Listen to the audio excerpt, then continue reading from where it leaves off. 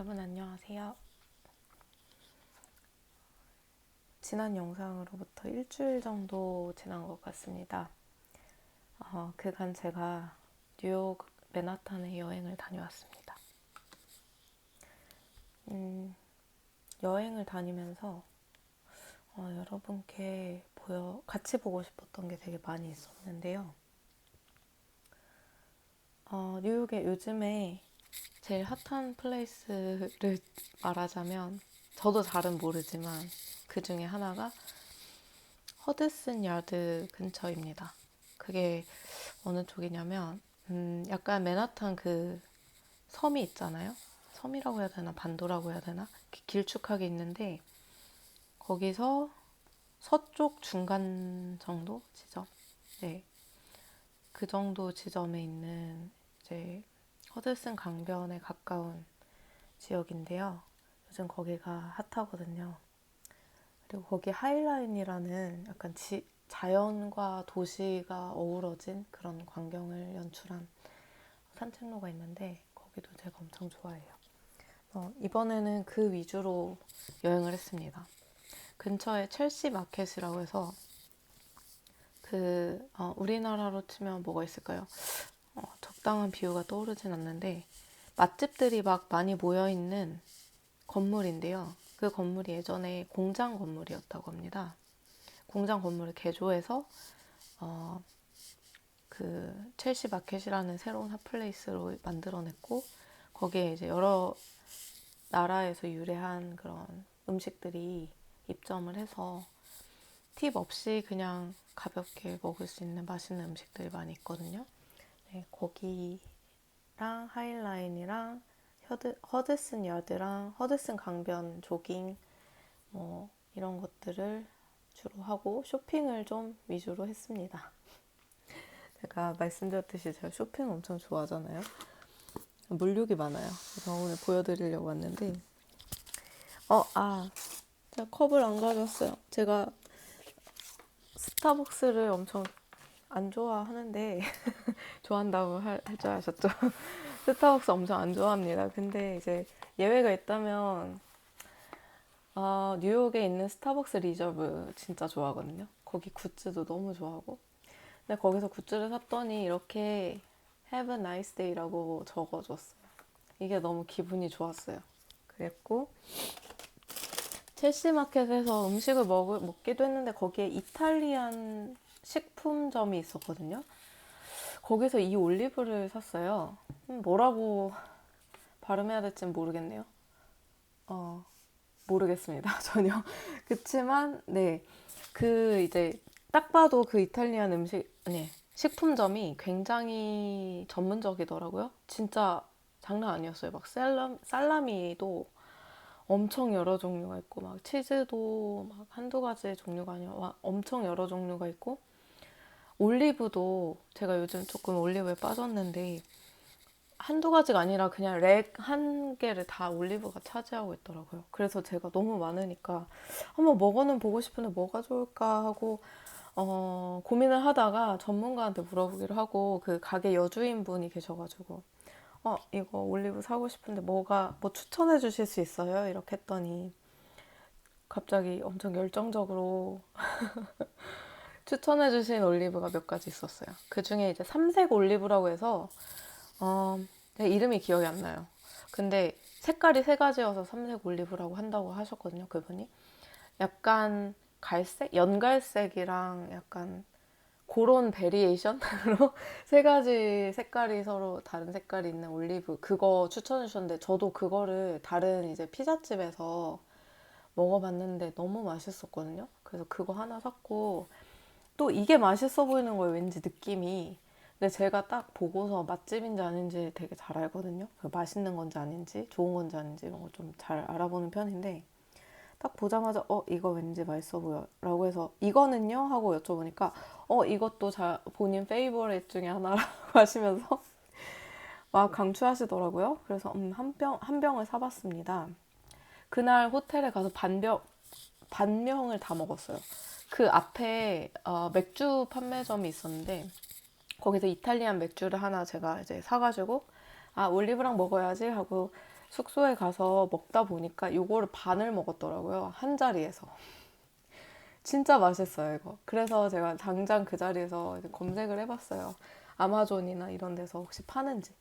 파는데 가격이 이거 제가 산 건 12달러였는데 인터넷에서 사니까 30달러인가 그런 거예요. 그래서 제가 이거는 사가야 된다 싶어가지고 요거 3병을 사왔어요. 근데 이거 너무 무겁잖아요. 여행할 때 저 기차 타고 갔는데 우리나라 KTX 같은 게 암트랙이라고 있거든요. 미국에는. 암트랙을 타고 갔기 때문에 막 들고 다녀야 된단 말이에요. 그래서 생각 끝에 갑자기 좋은 생각이 딱 떠오른 거예요. 그때 어, 택배를 보내야겠다 집으로. 그래가지고 무지에서 쇼핑한 그 쿠션으로 싸가지고 택배로 보냈습니다. 그렇게 했더니 택배비가 얼마 나오지도 않고 너무 쾌적하게 여행할 수 있었고요. 또 하나는 그 첼시 마켓에 있는 포스만 뭐더라?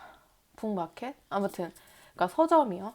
포스만 서점이라는 곳에 샀는데 이런 책이 있는 거예요. 너무 재밌어 보이는 시리즈가 있더라고요.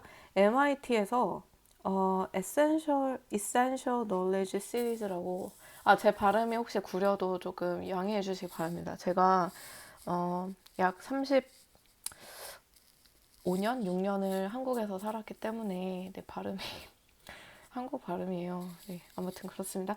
여기서 나온 이제 시리즈인데 정말 그 약간 현대의 이슈들, 현재 이슈들에 대해서 되게 깊이 있게 다룬 시리즈 같은 거예요. 딱 보니까. 그러니까 제가 요즘에 관심 있는 분야가 AI ethics거든요. 그러니까 AI에 관련해서 굉장히 특히나 이 법에 관련된 분야 있죠. 그런 데서는 AI ethics가 진짜 핫한 화두예요. 요즘에. 그래가지고 이 부분에 대해서 조금 깊이 있게 읽어보고 싶어서 샀습니다. 이게 여기 포워드에도 나오는데 이게 그러니까 어떤 되게 이센셜한 논리지인데 포켓 사이즈 북에 담았고 그 다음에 이거를 그냥 되게 가볍게 그냥 겉핥기식으로 하는 게 아니라 진짜 그 전문가가 깊이 있게 다루는 그러니까 비전문가도 읽을 수 있게 그런 시리즈라고 하더라고요. 그래서 너무 재밌겠다 싶어서 이걸 샀고 그리고 스탠다드에 관한 책 이 시리즈에 있어서 샀고요. 그리고 또 뭐더라? 한 권 더 샀는데 이거 여기 없네요. 어디 갔지? 포스트 트루스라고 하는 책이 있어서 너무 신기해서 이게 뭘까 하고 샀거든요. 결국에는 AI랑도 관련이 있긴 한데 우리가 뭐가 진짜고 뭐가 진실이고 뭐가 거짓인지에 대해서 알기가 점점 어려워지는 세상에 이미 왔잖아요. 딥페이크도 있고 여러 가지로 거짓을 주장했을 때 그게 진실인가 혹은 내가 지금 겪고 있는 이 감각이 진실인가 아니면 허상인가 이것조차도 어느 순간 헷갈릴 수 있는 그런 세계 시대에 지금 살고 있는데 제가 그거를 스파이더맨에서 되게 드론이랑 막 AI 가상현실 이런 거를 깊이 있게 꽤나 깊이 있게 다뤄서 그때 충격을 먹었거든요. 몇 년 전이지만 아무튼 그 포스트 트루스도 그런 거에 대한 내용이어가지고 관심이 있어서 네, 샀고요. 또 여기 있네요. 포스트 트루스. 네, 이거는 뭘까요? 저는 이거의 의미를 아직은 모르겠습니다. 조금 읽어봤는데 여기까지 조금 읽어봤어요. 막 이렇게 메모도 하고 네. 근데 이게 뭔지 사실 요 사인은 거짓말할 때 안 들키게 하고 싶어서 이렇게 행운을 비는 사인이거든요. 이렇게 뒷짐지고서 이렇게 거짓말하면서 손을 만듭니다. 그런 의미인가? 라는 생각이 드네요.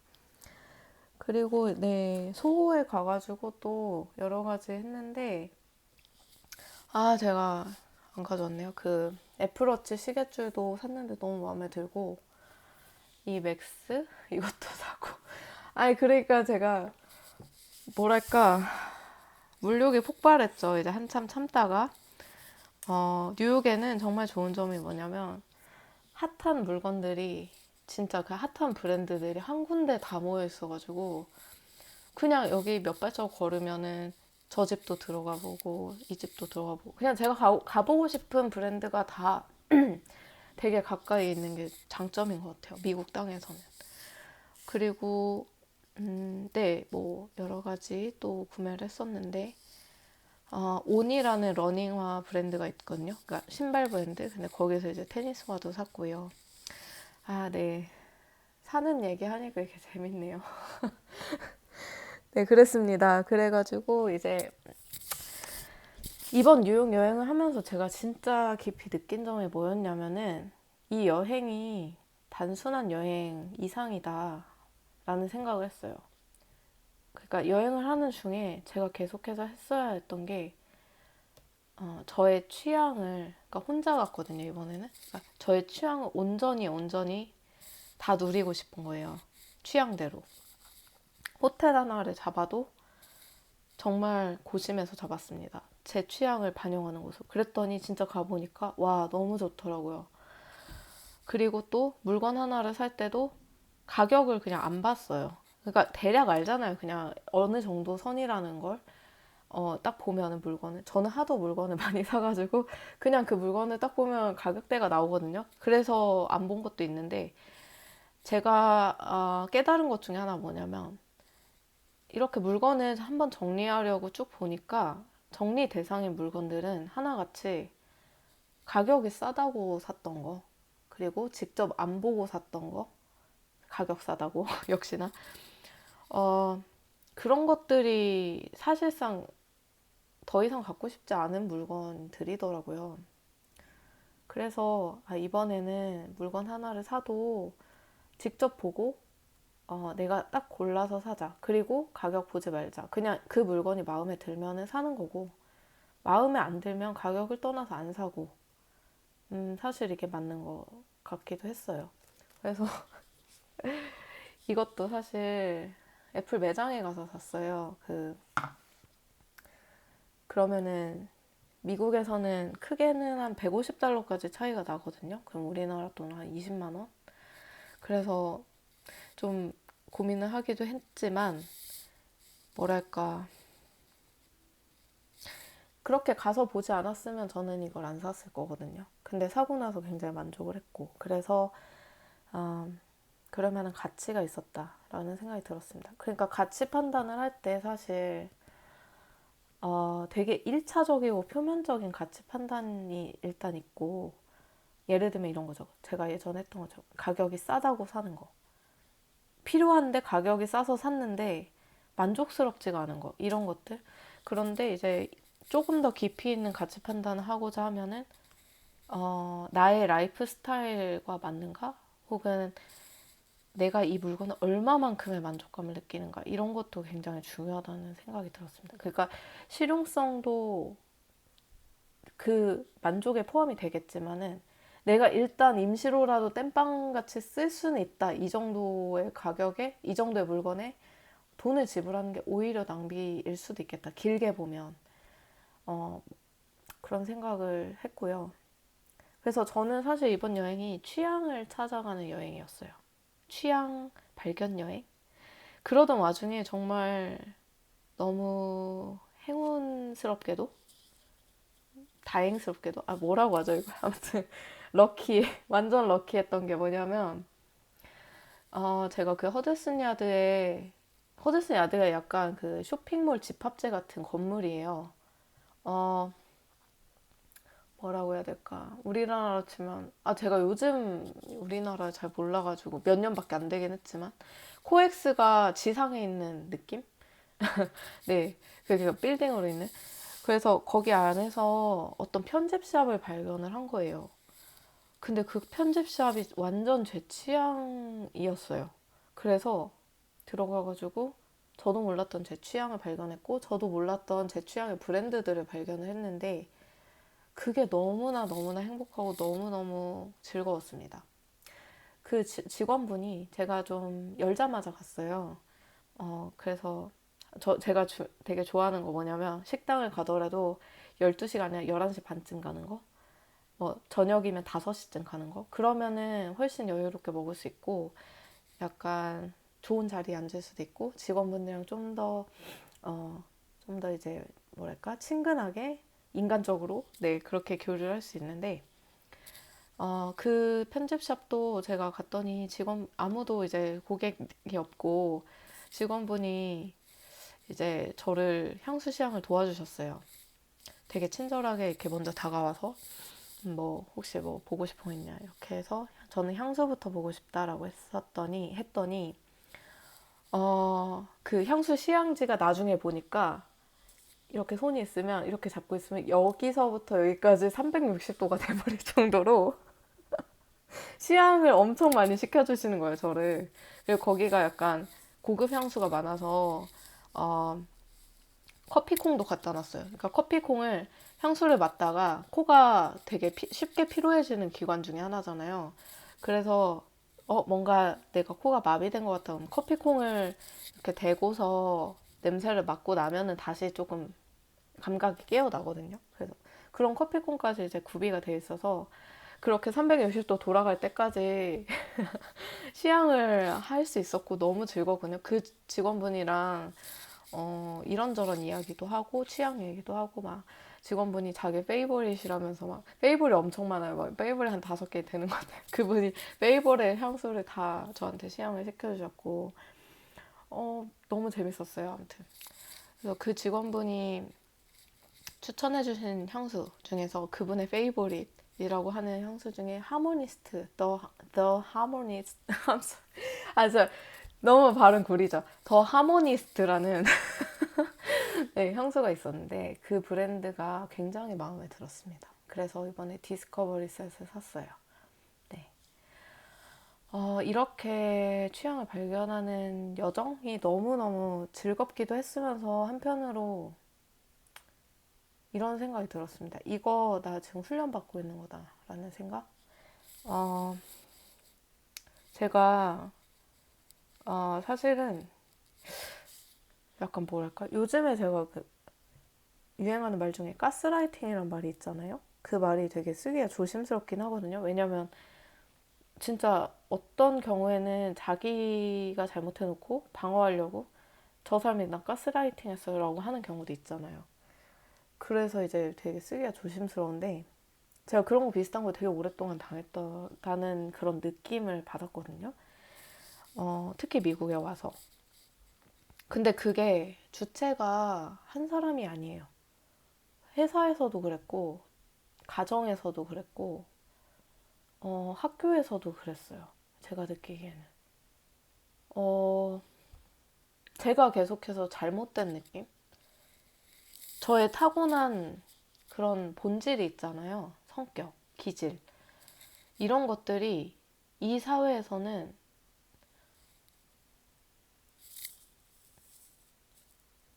바람직하지 않은 것으로 받아들여지는 느낌.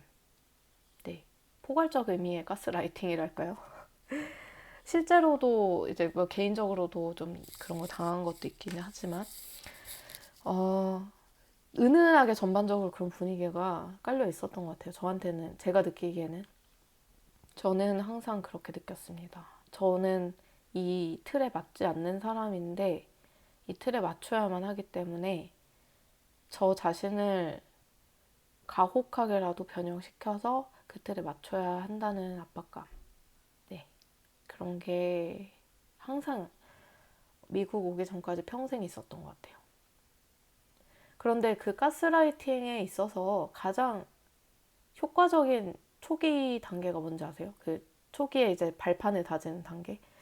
이미 아시는 분도 많으시겠지만 자신의 감각을 신뢰하지 못하게 만드는 거. 그게 초석입니다. 가스라이팅의 어원이 그거잖아요. 어떤 영화에서 어떤 여자가 뭔가 가스 등불이 어두워진 것 같다라고 했는데 가스라이팅하는 그 상대편 남자가 아니다, 네가 잘못 본 거다라고 하는 네 거기서 유래됐다고 저는 알고 있는데 그런 것들을 저는 좀 많이 겪었던 것 같아요. 그러니까 누가 뭐라고 하지 않았을 수도 있어요. 근데 저는 그렇게 느꼈고 예를 들면 제가 어떤 감정을 느끼잖아요. 어떤 일에서. 그러면은 그 감정이 잘못되었다는 메시지를 저는 지속적으로 받았거든요. 그리고 제가 어떤 향을 맡았을 때 무슨 냄새가 나는 것 같다. 그 안에서. 그런 거를 말할 수 없다 할까요? 그러니까 그 예를 들면 이런 거예요. 향수 노트에 향수 이제 구성 성분, 구성 노트, 구성 그 향수를 구성하는 향이 이렇게 쭉 적힌 노트가 있거든요. 뭐 탑노트, 미들노트, 뭐 이런 식으로 베이스 노트. 그래서 제가 어떤 향수를 맡았어요. 근데 그 향수에 그 노트에 적혀 있지 않은 향이 저한테는 나는 거예요. 그러면은 저는 저를 신뢰하기보다는 그 노트 적혀 있는 노트를 신뢰했거든요. 그런 식으로 저의 감정과 저의 감각을 꽤나 신뢰하지 못했어요, 저는. 그러다 보니까 저 자신의 결정에 대해서도 확신이 없었어요. 근데 이거를 제가 회복하게 된 계기가 뭘까 생각을 해봤거든요. 정말 큰 계기가 이거였어요. 제가 좋아하는 걸 좋아한다고 인정하고자 했던 그 시도. 내가 좋아하는 걸 찾고자 하는 그 시도. 뭔가 내가 살아있음을 느낄 수 있게 해주는 것들을 소중히 여기는 태도. 이런 것들을 회복하려는 시도. 저도 모르게 라임을 맞췄네요. 도로 끝나는? 아무튼. 네. 그 시작이 뭐였냐면 저는 테니스였거든요. 어렸을 때부터 이상하게 저는 테니스랑 인연이 깊었는데 저희 외할아버지가 정말 건강하신 분이었어요. 막, 아직도 기억나요. 할아버지인데 면도하실 때 막 알통 튀어나오시는 거. 나시티 입고 계신데 면도를 하시는데 막 알통이 팔뚝에 튀어나와 있던 게 되게 인상 깊었거든요, 저한테는. 그렇게 매일매일 거의 매일 새벽같이 테니스를 치셨던 외할아버지가 계셨고 그 엄마도 외할아버지랑 같이 치셨기 때문에 제가 어렸을 때도 엄마랑 아빠랑 테니스를 새벽에 치러 테니스장에 갔던 기억이 나요. 근데 그때 라켓이 너무 저한테 무거웠고 별로 흥미가 없어서 그냥 그러다 말았는데 여기에 와서 이제 테니스를 치는 테니스 코트 근처를 지날 때마다 그 경쾌한 타구 소리가 너무 좋은 거예요. 혹시 테니스 치시는 분들 아시겠지만 진짜 중독성 있잖아요. 그 테니스 칠 때 그 감각, 공을 칠 때 감각이랑 칠 때 나는 소리 이런 것들이 너무 그러니까 그때 저는 그 소리가 너무 좋아 보였고 또 여름의 햇살 아래에서 반짝이는 느낌이 들었고 테니스란 운동 자체가 그리고 그 노란색 공이 보색을 이루는 코트 위에서 튀는 그 모습 이런 것들이 모두 굉장히 매력적이었어요 저한테. 그래서 한창 제가 번아웃에 빠져 있고 우울감과 무기력에 빠져 있었을 때 그때 그걸 극복하고자 좋아하는 걸 한번 찾아보자 라고 결심했을 때 제일 먼저 떠오른 게 테니스였어요. 그래서 그날 제가 지나다니던 코트에 가봤더니 테니스 레슨, 그룹 레슨이 있더라고요. 그래서 그거를 시작을 했죠. 가까운 테니스 샵에 가서 라켓을 뭘 사야 될지도 몰라서 그냥 직원이 골라주는 거 아무거나 사고 그리고 테니스 신발 하나 사고 무작정 그 그룹 레슨에 갔습니다. 그렇게 시작을 했는데 좋았어요. 그렇게 하나 찾았습니다. 제가 좋아하는 거. 그리고 전 향수도 좋아하고 여러 가지 좋아하는 게 많지만 이번에 뉴욕 여행에서 제가 좋아하는 걸 좀 더 많이 찾았어요. 그러니까 원래 알고 있던 거에서 더 확장된 나의 취향을 발견했습니다. 제가 아까부터 계속 자신을 믿는 거랑 연관지어서 말씀을 드리고 있는데 자신의 취향 그리고 자기의 그 감각 이런 것들 근데 죄송해요. 너무 심심하시죠? 여기 아무것도 없어. 올리브라도 놓을게요. 혹시 아까 캡처 못하신 분들 이거 혹시 한국에 팔면 진짜 드셔보세요. 아무튼 너무 비화면에 제가 계속 말만 주저리 하고 있어가지고 죄송합니다. 그래가지고 감각이랑 내 취향이라는 거, 그거가 나의 자신감과 나를 믿는 마음에 얼마나 큰 영향을 주는지 제가 느꼈기 때문에 계속 이렇게 엮어서 말씀을 드리는 거거든요. 내가 어떤 향수를 맡았는데 멜론 향이 나면 멜론 향 나는 거예요. 남들한테 허락받을 필요 없어요. 멜론 향 나도 되냐고. 내가 어떤 물을 마셨는데, 예를 들어서 이거 에비앙을 마셨어요. 내가 에비앙. 네, 마셨는데 이 물이 맛있어요. 그럼 맛있는 거예요. 나한테는. 남들이 뭐 사치다 뭐다 해도 내가 이거 아마존에서 싸게 번들로 사가지고 마시겠다 하면은 누가 뭐래요? 내가 번 돈으로 사서 마시겠다는데. 그리고 내가 뭔가 이 컵이 뭔가 예쁘다. 이거 제 애착컵인데 스타벅스에서 네, 세일하길래 샀습니다. 가끔 이용합니다. 스타벅스도. 아무튼 이 컵을 제가 너무 예쁜 것 같아서 샀어요. 그리고 들고 다녀요. 그러면 남들이 뭐라고 하든 뭔 상관이에요? 남들 무슨 상관이에요? 저한테 1원이라도 보태준 거 있나요? 이거 사는데. 이런 거. 너무 공격적이었죠. 그렇게까지 생각하진 않아요, 제가. 근데 이런 감각? 내가 좋으면 좋은 거예요, 나한테. 이거 믿어야 돼요. 이거 믿으면 내가 나 믿을 수 있어요. 내 취향 내가 믿고 내가 좋아하는 것들을 내가 선택할 수 있으면 그러면 내가 날 믿을 수 있어요. 그 반대이기도 해요. 그러니까 내가 날 믿을 수 있으면 내가 과감하게 내 취향에 맞게 뭐든지 선택할 수 있습니다. 내가 원하는 것을. 우리가 이 세상에 태어나서 내가 원하는 것 중에 그렇게 막 엄청 잘못된 거 크게 없거든요. 뭐 사람을 선천적으로 살해하고 싶은 막 충동이 있다거나 이런 거 아니면 그걸 따르면 왜 안 되나요? 그냥 내 삶인데 이것도 내 삶이고 내 맘대로 살아도 돼요. 그러면 그 삶을 내가 무엇으로 채우느냐도 내가 선택하는 권리가 있어요. 그러니까 작은 것부터라도 내가 원하는 거를 선택하는 연습, 그거를 해보는 거. 내가 예를 들어서 사람들이 커피를 마시자고 했어요. 근데 나 안 마시고 싶거든요, 지금. 그러면은 안 마시겠다고 하는 거. 내가 불편해요, 조금. 그러면 거리 두는 거. 그래도 돼요. 그런 작은 결정부터 큰 결정까지 내 마음에 시키는 대로 하는 거. 그거를 조금씩 조금씩 연습하다 보니 어느덧 저는 회복했습니다. 물론 아직 완전히 회복하지도 않았어요. 되게 회복 중이라고 생각해요. 왜냐면 이번 뉴욕 여행 가서 느낀 건데, 나 아직도 회복 중이구나 싶었어요. 그만큼 제가 30, 저 나이가 나왔네요. 그러니까. 대략적으로 나이가 나왔네. 대략적인 그런 한 40년 정도 살았다고 말씀드리면 40년을 살면서 그 받았던 상처가 얼마나 많았겠어요. 모두가 그렇듯이. 내 자신의 타고난 본질을 부정당하고 틀렸다고 지속적으로 메시지를 받아가면서 얼마나 많이 상처를 받았겠습니까?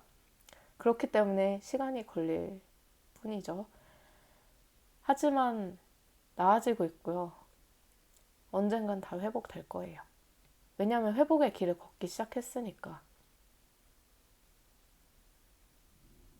지금 당장 모두 100% 회복할 필요도 없어요. 조금씩 나아져서 조금 더 숨 쉴 수 있으면 그걸로 된 거예요. 오늘보다 내일 좀 더 행복하면 돼요. 그렇게 맨날 맨날 조금씩 더 행복해지다 보면 어느덧 다 행복해져 있는 거죠. 100%. 저는 굉장히 저 자신을 이제는 그러니까 예전에는 저 자신을 굉장히 가면을 쓰고 드러내지 않고 조용히 있으려고 하고 또 사회화된 가면을 굉장히 꼭 붙들고 있었거든요. 얼굴에 딱 씌운 다음에. 왜냐하면 그간의 경험으로 저 자신의 진정한 본질적인 부분을 드러냈을 때 사람들이 위협을 느끼거나 저를 욕하거나 질투를 하거나 저를 억누르려고 하거나 짓밟으려고 했거든요. 대부분. 제가 피해자 의식을 가졌다는 생각은 잘 안 들어요. 왜냐면 이게 특정 사람에 의해서 이렇게 된 부분도 있긴 있지만 그거에 있어서 저는 이제 완전히 100%는 아니지만 어느 정도 그 사람도 그 사람의 역할이 있었던 거다. 나의 성숙을 위한 서로가 서로에게 그렇게 해주는 거다라는 생각을 하기 때문에 네, 어느 정도 좀 내려놓고 한 부분이 있어서 피해자 의식이라고는 생각 안 하지만 이건 그냥 팩트라고 생각해요. 저는 우리 사회에는 확실히 그런 분위기가 있습니다. 우리가 태어난 그 모양 그대로 내버려 뒀을 때 사회는 위협을 받아요. 위협을 느껴요. 사회가 인간성을 지닌 존재는 아니지만 제가 의인화해서 말씀드리자면 그렇습니다. 어떤 개인이 각자의 개성을 가지고 있는 그것에 사회는 위협을 느낍니다. 어디서 유래됐는지는 저도 모르겠어요. 누구의 생각인지도 모르겠습니다. 하지만 분명히 그런 기조가 있고 그 기조 아래서 살아갔던 우리들은 크게든 작게든 상처를 많이 받았을 겁니다. 하지만 그걸 이미 우리가 깨닫는 순간 상처받지 않아요, 더 이상. 아니, 상처를 받더라도 깨닫고 다시 치유하면 됩니다. 아는 게 중요하죠. 네, 그런 일이 벌어지고 있다는 걸. 아는 것만으로도 우리는 그걸 치유할 수 있게 되잖아요. 그래서 사실은 사회에서 요구하는 모습은 굉장히 어떤 틀에 박힌 모습이고 그 틀을 벗어났을 때 사회는 우리를 위험인자로 인식을 하는데 위험도 위험이지만 약한 개체라고 인식하는 경우도 있어요. 그죠? 예를 들면 노약자층, 어린이, 뭐 이런 사회적으로 약자들. 그런 약자가 되지 않기 위해서 우리가 굉장히 걱정도 많이 하고 스스로 푸시하고 막 노후 대비를 하려고 하고 이런 것도 있죠. 그러니까 강박적인 두려움이랄까요? 그런 것도 분명히 있습니다. 그런데 이제 그런 우리에게 주실 수 있는 하나님의 말씀 중에 제가 한 가지 가져왔는데요. 죄송합니다. 고린도 후서입니다. 고린도 후서는 사도 바울이 쓴 편지입니다. 여기에서 사도 바울은 이렇게 얘기를 합니다. 나를 위하여는 약한 것들 위해 자랑하지 아니하리라. 내가 만일 자랑하고자 하여도 어리석은 자가 되지 아니할 것은 내가 참말을 함이라. 그러나 누가 나를 보는 바와 내게 듣는 바에 지나치게 생각할까 두려워하여 그만두노라. 여러 계시를 받은 것이 지극히 크므로 너무 자만하지 않게 하시려고 내 육체의 가시 곧 사탄의 사자를 주셨으니 이는 나를 쳐서 너무 자만하지 않게 하려 하심이라. 이것이 내게서 떠나가게 하기 위하여 내가 3번 주께 간구하였더니 나에게 이르시기를 내 은혜가 내게 족하도다. 이는 내 능력이 약한 데서 온전하여짐이라 하신지라.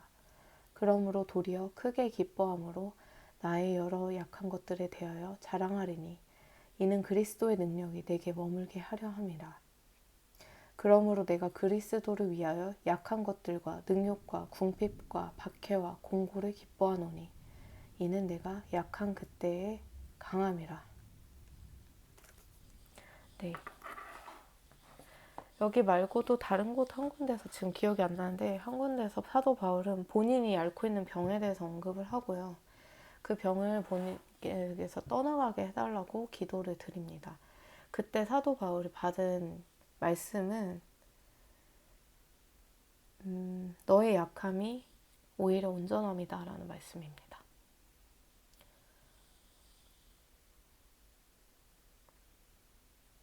그리고 하나님께서는 약한 것들을 세우시는 걸 좋아하는 패턴을 보이시거든요.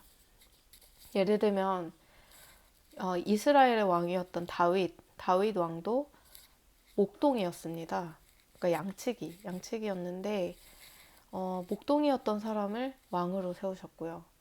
또 그 다윗 왕 이전에 사울 왕도 그냥 굉장히 그 지파들 중에서도 약한 지파에 속해 있던 사람이었는데 그러니까 정치적인 입김이 가장 약했던 지파라고 할 수 있겠죠. 거기에서 왕이 나왔고 또 모세도 40년간 광야에서 살다가 선지자로서 백성을 이끌게 되었잖아요.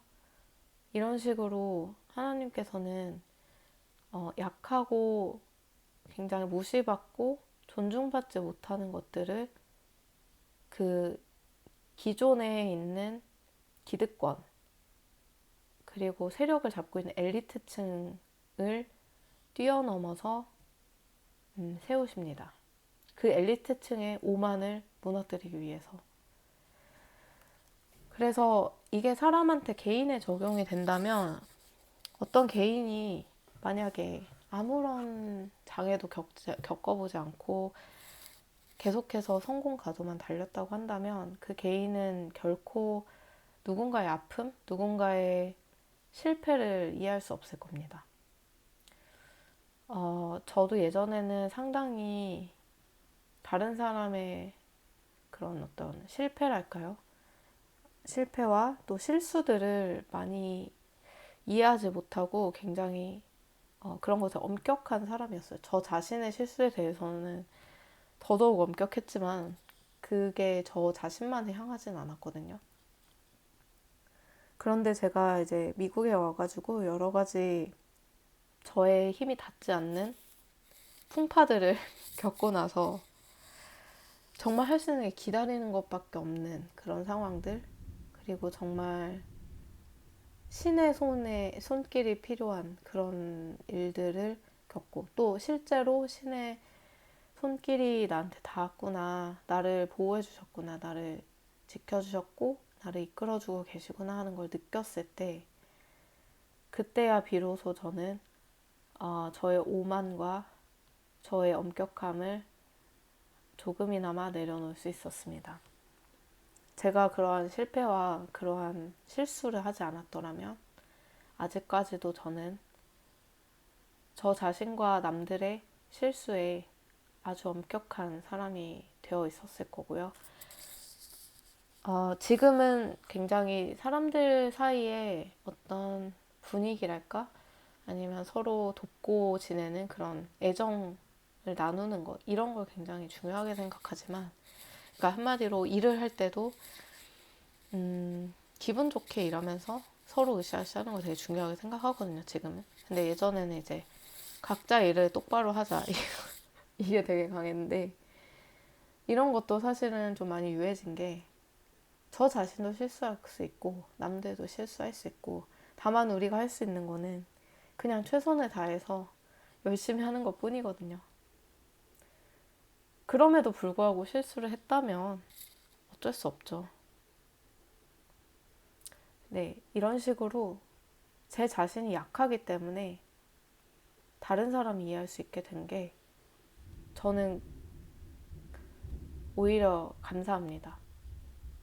제가 완전하지 않기 때문에 다른 사람들과 함께 할 수 있고 타인의 아픔도 이해할 수 있고 제가 커다란 아픔들을 겪었기 때문에 다른 사람의 마음을 더욱 공감하고 위로를 건넬 수 있을 뿐더러 적어도 상처 주는 발언을 하지 않을 수 있다는 것에 진심으로 너무 감사드리거든요. 그래서 이 내 능력이 약한 데서 온전하여 짐이라고 하는 것은 우리 사람들이 혼자 사는 세상이 아니잖아요.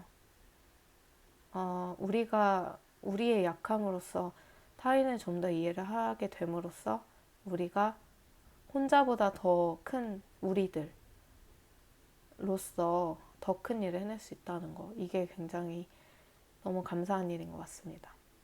그래서 저는 저의 특성들 중에서 제가 싫어했던 특성들마저도 사랑하고 점점 더 사랑하게 되는 것 같아요. 네. 제가 그래서 이렇게 해봤어요. 메모를 해봤는데, 저의 악마적 특성, 저의 천사적 특성, 이렇게 놔뒀어요. 그래서 악마적 특성이 뭐냐면, 이 세상에서 통념적으로 이거는 바람직하지 못하다라고 하는 특성들을 쭉 적었어요.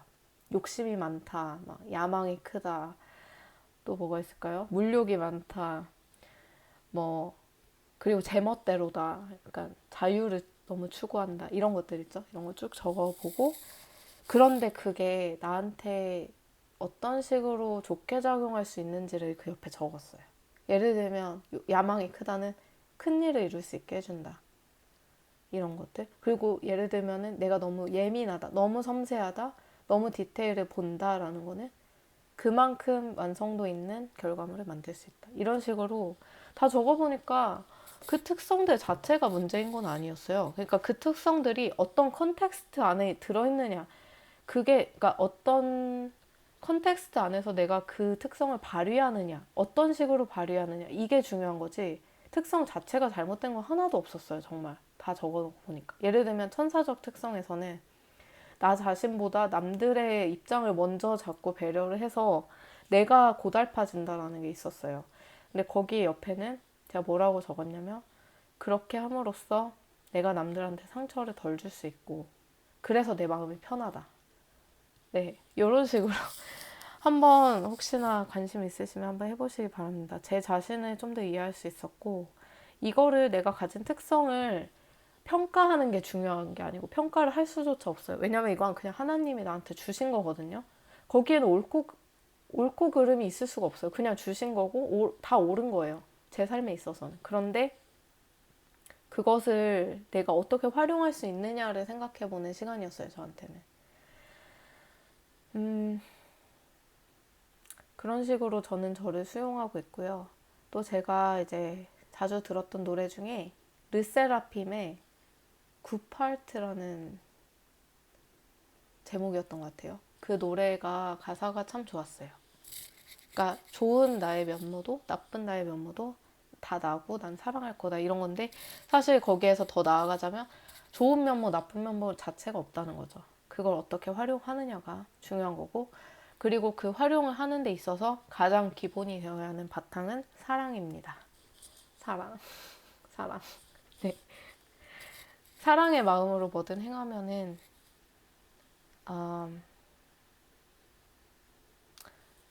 그러면 잘 되는 것 같아요. 제가 기억이 잘 안 나는데 이런 말씀이 있거든요, 성경에. 제가 정확히 기억을 해야 되는데, 다음번에 한번 체크를 해보겠지만, 의로운 사람들, 마음의 사랑을 품은 사람들이 어떤 일을 하고자 하면 이 온 우주, 모든 것이 합력을 해서 선을 이룬다라는 말씀이 있습니다. 그런 식으로 풀려가는 것 같아요. 사랑의 마음으로 뭐든 행하면. 그 사랑의 마음은 우리 안에 있습니다. 우리가 좋아하는 거 하는 거예요. 네, 그러면 오늘은 여기까지 말씀드릴게요. 오늘은 되게 길어졌네요. 뉴욕 얘기하다가 사실 정말 많은 에피소드가 있었는데 다음에 기회가 되면 풀어보겠습니다. 여러분, 평온한 하루 보내시고요. 또 언제나 평화가 여러분 마음에 있기를, 용서가 여러분 마음에 있기를, 사랑이 여러분 마음에 있기를 바랍니다. 감사합니다.